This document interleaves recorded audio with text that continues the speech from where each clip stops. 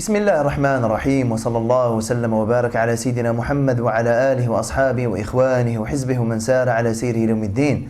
اللهم اجعل جمعنا هذا جمعا مباركا مرحوما واجعل تفرقنا من بعده سالما معصوما ولا تجعل فينا ولا منا ولا معنا شقيا ولا محروما. اللهم أخرجنا من ظلمات الوهم وأكرمنا بنور الفهم وحسن أخلاقنا بالحلم واجعلنا هداة مهديين غير ضالين ولا مضلين. Nous sommes toujours dans cette 10e année de l'islam, dans cette deuxième moitié de la 10e année de l'islam, dans ce grand événement qui était l'Isra et le Mi'raj, ce grand voyage, ce grand miracle que le Nabi sallallahu alayhi wa sallam a vécu en guise de reconnaissance et d'honneur de la part d'Allah subhanahu wa ta'ala envers son prophète sallallahu alayhi wa sallam. Les deux derniers épisodes, on s'était plutôt arrêté sur des aspects périphériques. Le pourquoi du miracle, qu'est-ce que ça a permis au prophète sallam d'obtenir, pourquoi dans ce moment même de sa vie sallallahu alayhi wa sallam, quelle fut la réaction des gens à Mecca, musulmans ou pas. Aujourd'hui, nous allons pénétrer dans le déroulement même du voyage, en tout cas en ce qui concerne l'épisode d'aujourd'hui, ce qui relève de la première partie du voyage, celle qui consiste au déplacement du prophète sallallahu alayhi wa sallam de Mecca jusqu'à Al-Quds, à la mosquée Al-Aqsa. Nabi sallallahu alayhi wa sallam, il nous relate en tout cas cette première partie du voyage en des termes très brefs. Il nous dit sallallahu alayhi wa sallam, Utitu bil buraq. La nuit, quand ça y est, la décision, l'ordre d'Allah subhanahu wa ta'ala pour que le Nabi sallallahu alayhi wa sallam aille à Al-Quds, la décision a été prise, on amena au prophète sallallahu alayhi wa sallam al-buraq. C'est une monture. C'est le Nabi sallallahu alayhi wa sallam qui nous l'a décrit. Il dit c'est une monture plus grande que l'âne, plus petite que la mule. Donc c'est une taille moyenne. Sa particularité, c'est qu'elle pose sa patte là où son regard s'arrête. Donc ça se déplace très vite. Il dit sallallahu alayhi wa sallam, puis donc je suis monté sur le buraq et j'ai été transporté jusqu'à Bayt al-Maqdis, jusqu'à Al-Quds. J'y suis descendu et j'ai attaché le buraq là où les prophètes attachent leur monture. Je suis rentré à l'intérieur de Bayt al-Maqdis, j'ai prié et les prophètes derrière moi, donc le Nabi sallallahu alayhi wa sallam, il a présidé la prière, il était imam, et les Anbiya, tous, sans exception, alayhi sallam, ils ont prié en tant que ma'moumin, ils ont prié derrière le Nabi sallallahu alayhi wa sallam. Après la prière, Sidna Jibril alayhi salam, il amène au prophète sallallahu alayhi wa sallam deux récipients. L'un contenant du vin, l'autre contenant du lait. Et il demande au prophète sallallahu alayhi wa sallam de choisir. Nabi alayhi sallam, il choisit le récipient contenant du lait. Et là, Sidna Jibril alayhi salam, il lui dit, tu as fait le choix, tu as choisi al-fitra. Al-fitra qu'on peut traduire par cet état originel, cette innéité selon laquelle Allah subhanahu wa ta'ala, il a créé l'humain.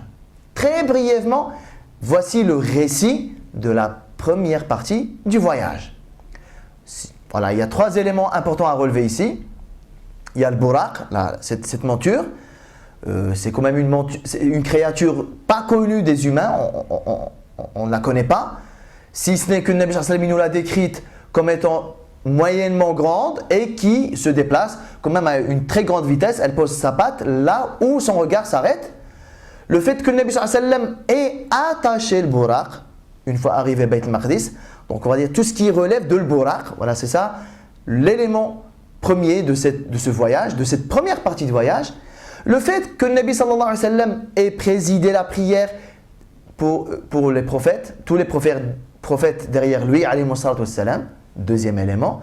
Troisième élément, ce choix entre le vin et le lait, et que le Nabi sallallahu alayhi wa sallam finalement a fait le choix de le faire. Sur ces trois éléments, aujourd'hui, on va s'arrêter sur le premier, celui de al-buraq, et le fait qu'il ait été attaché, et le choix du prophète sallallahu alayhi wa sallam, le choix du lait, donc le choix de al-fitra, de l'innéité. Le fait qu'il ait présidé la prière avec les prophètes derrière lui, sallallahu alayhi wa sallam, nous y reviendrons, inshallah ta'ala, la semaine prochaine. Alors déjà, prenons cette monture-là, al-buraq. Généralement, si on regarde l'événement de l'Isra ou le Mi'raj, on est d'accord, on en a parlé les deux derniers épisodes, on est dans quelque chose de miraculeux. On est dans quelque chose d'extraordinaire et qui échappe à la raison humaine. Il n'y a pas à réfléchir, il n'y a pas à penser, il n'y a pas à rationaliser l'événement. Mais regardez déjà, Allah subhanahu wa ta'ala, qu'est-ce qu'il nous apprend? Rien que par le choix de l'buraq, cette monture-là. On est d'accord? Nous sommes déjà dans un miracle. Allah subhanahu wa ta'ala, il aurait pu faire en sorte que le Nabi sallallahu alayhi wa sallam, il soit assis à Mecca, ni vu ni connu, instantanément, et bien qu'il se retrouve à Bayt al-Maqdis, Al-Aqsa.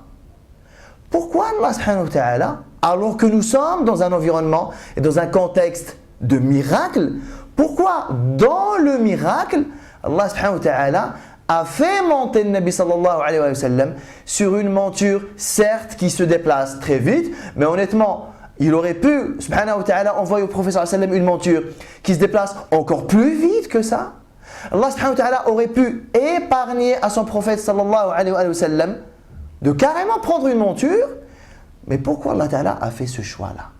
Dans le miracle, faire le choix de faire monter le Nabi sallallahu alayhi wa sallam sur une monture qui, pendant son déplacement, ça va quand même prendre du temps. C'est vrai que c'est rien du tout comparé à un déplacement ordinaire, mais il y a quand même un déplacement.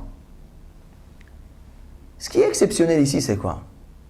C'est qu'Allah subhanahu wa ta'ala, il nous apprend à travers ça que même lorsque Allah jalla wa ala, il intervient par des choses qui sortent des lois habituelles. La loi habituelle, c'est pour aller de Mecca à Palestine, comme même les Qurayshites ils ont dit, il faut un mois aller, un mois retour sur une monture correcte. Sur un cheval vraiment de compétition, ils peuvent aller jusqu'à 15-20 jours aller, 15-20 jours retour. La loi normale, la loi habituelle, c'est celle-ci. Donc Allah subhanahu wa ta'ala, il nous montre que des fois Allah jalla wa ala, il agit selon des lois différentes de ce que nous connaissons habituellement. Mais qu'est-ce qu'il nous apprend ici subhanahu wa ta'ala? Que même dans le cas où Allah jalla wa ala fait le choix de procéder autrement que par les lois habituelles, Allah subhanahu wa ta'ala nous connecte tout le temps à la réalité. Et il veut systématiquement que l'humain ne se décharge pas complètement de l'effort et que l'être humain ne se décharge pas complètement de ce qu'il doit accomplir comme cause. D'accord, on va te transporter de Mecca à Al-Quds en un temps record, mais quand même, ô messager sallallahu alayhi wa sallam, tu feras quand même un minimum d'effort. Tu vas quand même être porté sur une monture. Tu devras monter sur une monture. Tu devras être vigilant pour ne pas tomber. D'autant plus qu'elle se déplace vite. On sait que quand on est sur une monture, on est vigilant, que ce soit sur un chameau ou sur un cheval, à une vitesse vraiment lente. Ça veut dire que le Nabi sallallahu alayhi wa sallam, même dans ce miracle-là, il est là, il est présent, il fait un minimum d'effort. Il tient, il est vigilant pour ne pas tomber. Donc, ce premier sens-là, que même dans le miracle, même lorsque Allah subhanahu wa ta'ala vous fait don et vous fait cadeau d'une intervention extraordinaire pour manifester sa puissance subhanahu wa ta'ala, ça ne vous décharge pas complètement des causes et des efforts. Et comme si ce sens-là n'était pas encore fort à ce moment-là, regardez le Nabi sallallahu alayhi wa sallam lorsqu'il arrive à Al-Quds. Qu'est-ce qu'il dit alayhi salatu wa sallam? Quand j'y suis arrivé, je suis descendu de l'Buraq, j'ai attaché le Buraq à un endroit là où les prophètes attachent leur monture. Moi, ça me fait sourire. Je ne sais pas si vous, ça vous fait sourire également. Mais là, moi, la première fois où quand j'ai lu pour la première fois ce récit-là, je me suis dit, mais subhanallah, Nabi sallallahu alayhi wa sallam, il est ici dans un miracle, il est dans la bienveillance divine, Allah Ta'ala le soutient, c'est déjà un honneur, c'est déjà une invitation divine ce voyage-là. De quoi a peur Nabi sallallahu alayhi wa sallam? Il a peur de rentrer à l'intérieur de l'Quds, prier 2 rak'at et sortir et ne pas retrouver le Buraq. Il a peur que le Buraq s'égare. Il a peur que le Buraq s'enfuit. Il a peur de quoi sallallahu alayhi wa sallam?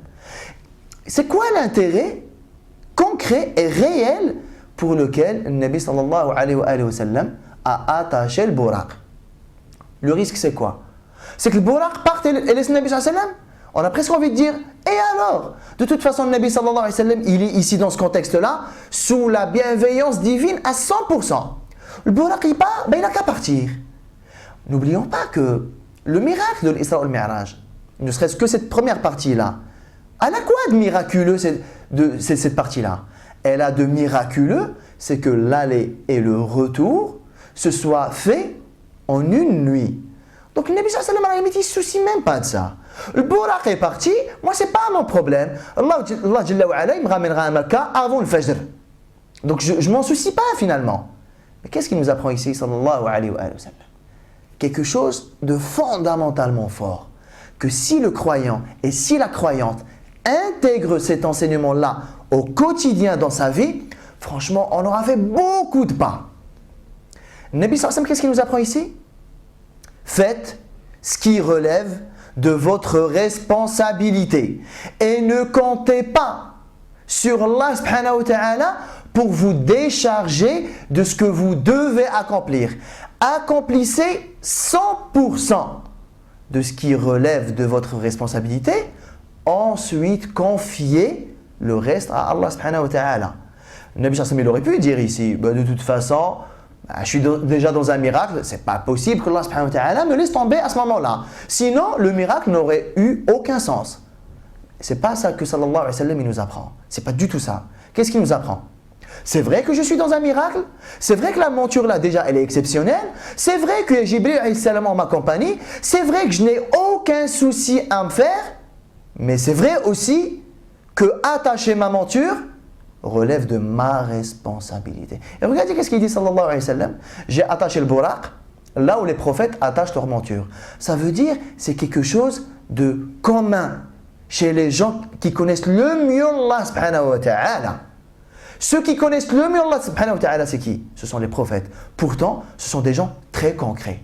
Ce sont des gens, bien qu'ils vivent dans des miracles, bien qu'ils vivent dans des choses qui dépassent la perception rationnelle, bien qu'ils reçoivent la révélation, bien qu'ils voient des choses, bien qu'Allah subhanahu wa ta'ala leur ait fait découvrir des choses complètement extraordinaires pour augmenter leur foi et affermir leur certitude, bien qu'il y ait toutes ces choses-là, ça reste des gens très concrets, des gens de terrain, des gens qui ont compris qu'il n'y a pas de chance de compter sur Allah subhanahu wa ta'ala si nous on n'a pas fait ce qui relève de notre responsabilité.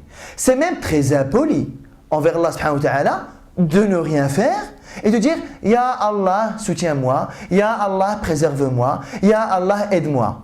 C'est même très impoli de faire ces demandes-là alors que nous n'avons pas fait ce qui relève de notre responsabilité.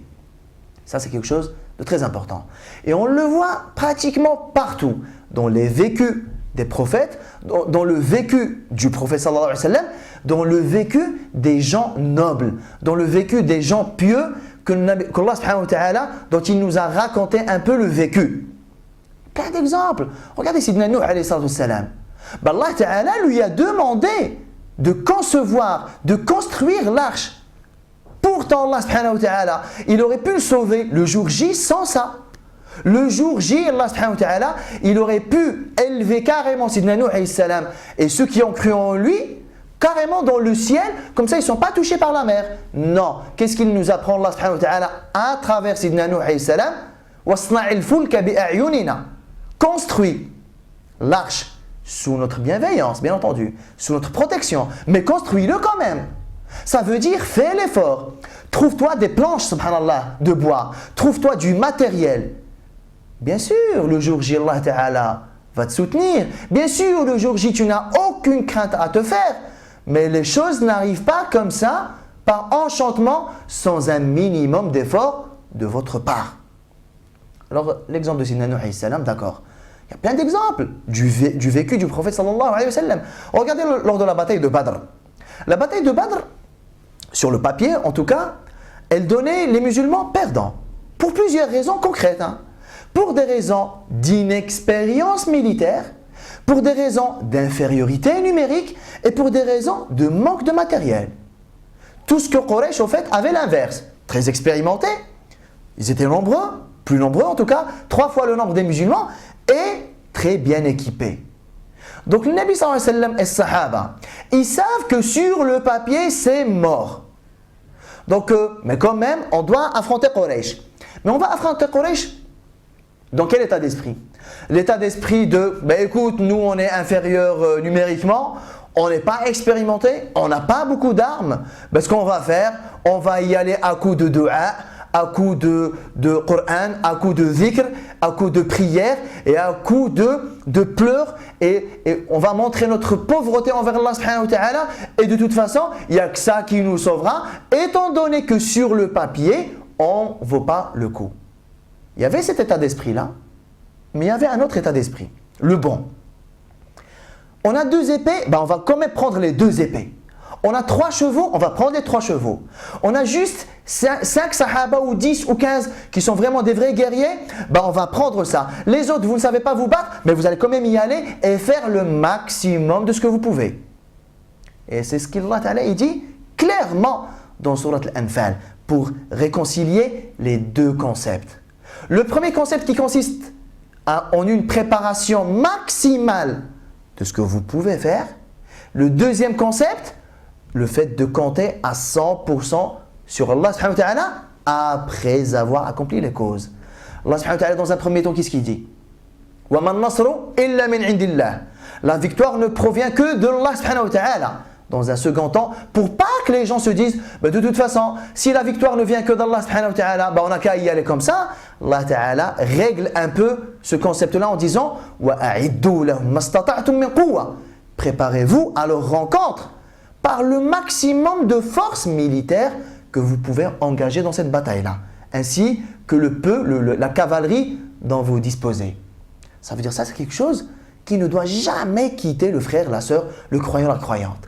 Le maximum de ce que je peux faire, tout en étant, alhamdoulilah, sûr et certain que c'est Allah subhanahu wa ta'ala qui fait les choses.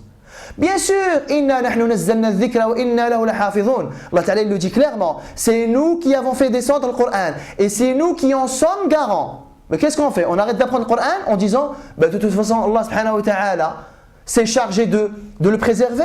Pas du tout. On fait le maximum pour le préserver. En l'apprenant par cœur, en l'apprenant aux autres, en imprimant le Coran, en l'écrivant, etc. Bien sûr, on fait ça tout en sachant pertinemment que c'est Allah subhanahu wa ta'ala qui protège et qui préserve. C'est connu. Bien sûr, on est parti de cet exemple de l'Buraq, mais c'est parce que c'est quelque chose auquel le Nabi sallallahu alayhi wa sallam a été confronté. Il y a un homme, une fois, il n'a pas attaché sa monture. Et lorsque le Nabi sallallahu alayhi wa sallam l'a interpellé, il lui a dit pourquoi tu ne l'as pas attaché? Il lui a dit moi je compte sur Allah subhanahu wa ta'ala. Il était fier de cette réponse. Pourtant le Nabi sallallahu alayhi wa sallam, qu'est-ce qu'il lui a dit? I'qilha wa tawakkal. Attache ta monture et compte sur Allah subhanahu wa ta'ala. C'est assez clair. Un exemple qui est pour moi très frappant dans le Coran, subhanallah, à chaque fois que je passe dessus dans Surat Maryam alayhi salam, je me dis c'est quand même incroyable. Maryam alayhi salam, vous connaissez son histoire, alhamdoulilah. Elle-même, elle a vécu un grand miracle. Pas n'importe lequel. Un des plus grands miracles que l'humanité ait connu. Ben, elle a enfanté sans la participation d'un être masculin. Elle est tombée enceinte sans qu'il y ait le processus habituel d'ovulation, etc. C'est un miracle ou pas? Bien sûr, et pas des moindres. Donc déjà, Maryam alayhi salam, elle est ici dans un rapport, de toute façon, je fais l'objet d'un miracle. Et encore, avant ce miracle-là, avant qu'elle ne tombe enceinte en quelque sorte, elle a rencontré Sidna Jibril alayhi salam. Elle a même eu peur. Elle a pensé peut-être au début à une agression. Quand elle l'a vu, elle a eu peur. Il lui a dit « Rassure-toi, tu n'as pas à t'inquiéter. Je suis l'envoyé de ton Seigneur pour toi.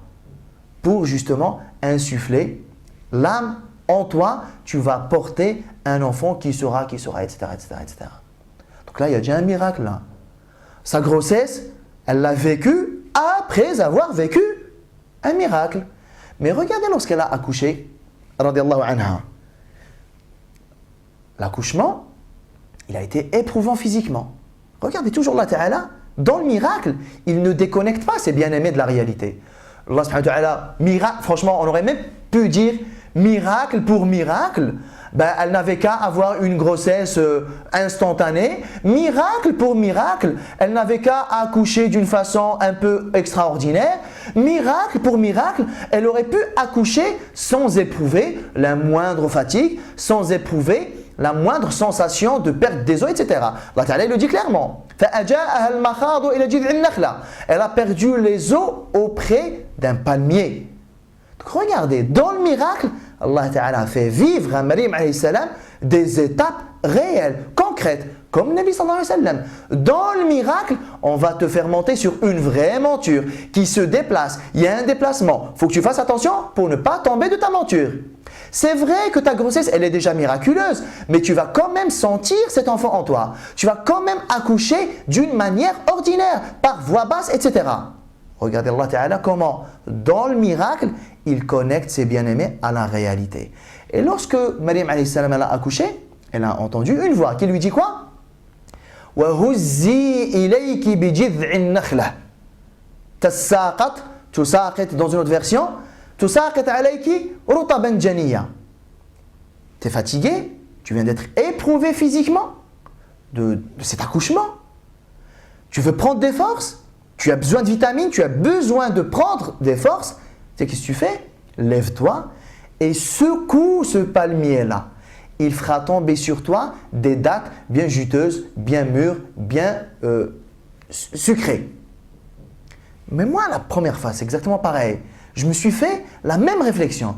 Je me suis dit, subhanallah, Maryam alayhi salam, là, elle est en train de vivre un miracle que l'humanité ne vivra jamais. Et elle vient d'accoucher comme de celui qui va bouleverser l'humanité de 100 ans. Et il continue de la bouleverser jusqu'à nos jours. Sidna Isa alayhi salam.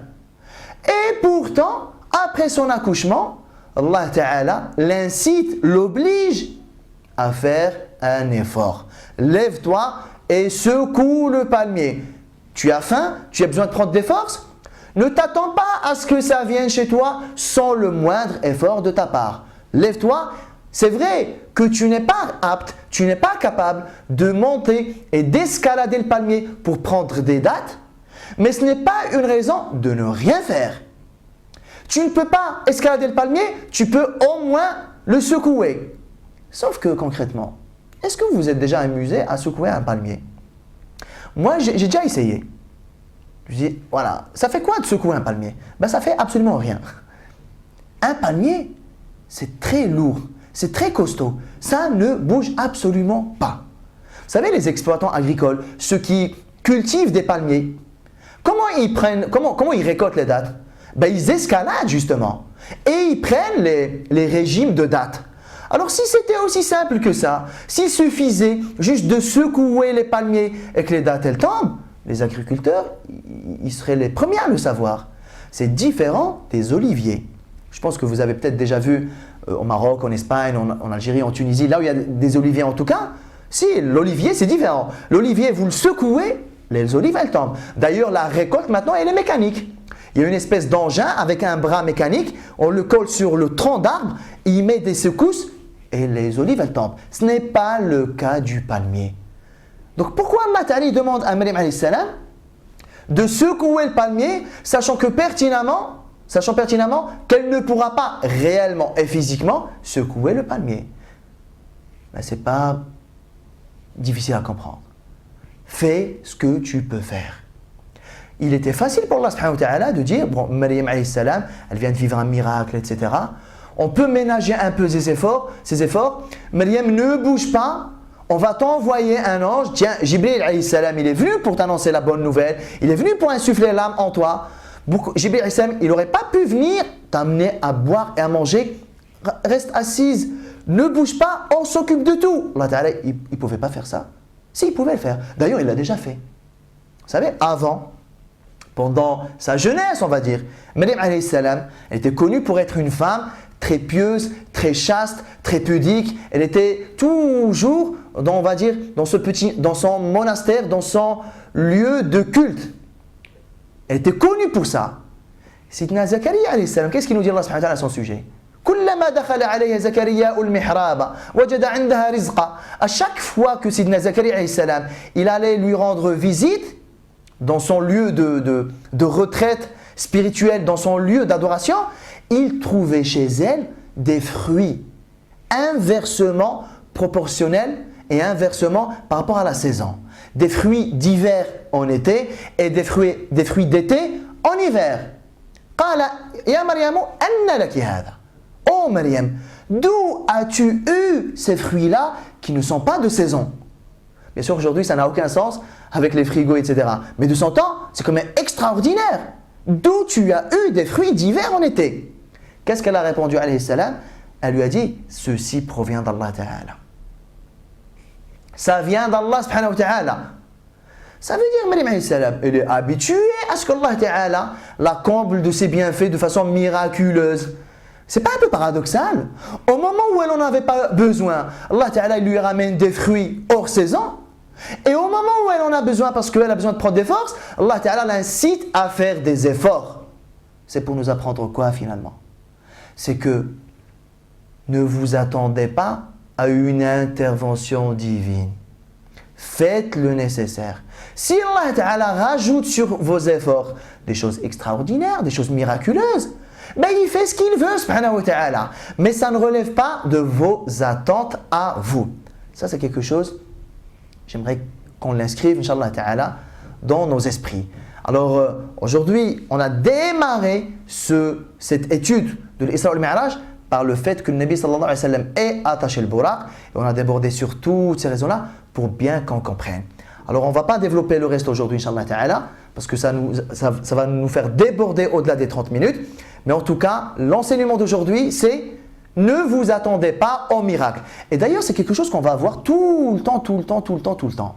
Allah subhanahu wa ta'ala n'a jamais soutenu le prophète sallallahu alayhi wa sallam, ni les musulmans, sans qu'ils, sallallahu alayhi wa sallam, et sahaba, fassent le maximum d'efforts. Les miracles ne sont jamais venus comme ça. Ils sont venus en complément des efforts fournis. Alors, message à nous et appel à nous, les musulmans. Alors, si Nabi sallallahu alayhi wa sallam et sahaba n'ont pas pu obtenir un miracle sans qu'eux fournissent le moindre effort, alors que dire de nous? C'est vraiment la ligne de conduite du musulman. L'effort. Et Allah subhanahu wa ta'ala fait ce qu'il veut dans son univers. Il nous soutient, alhamdoulilah. Il ne nous soutient pas. Ben c'est quand même notre responsabilité à nous de faire le maximum de notre capacité d'action. Wallahu ta'ala a'lam. Wa sallallahu wa sallam wa barak ala sayyidina Muhammad wa ala alihi wa ashabi ajma'in. Je vous retrouve la semaine prochaine. Wassalamu alaikum wa rahmatullahi ta'ala wa barakatuh.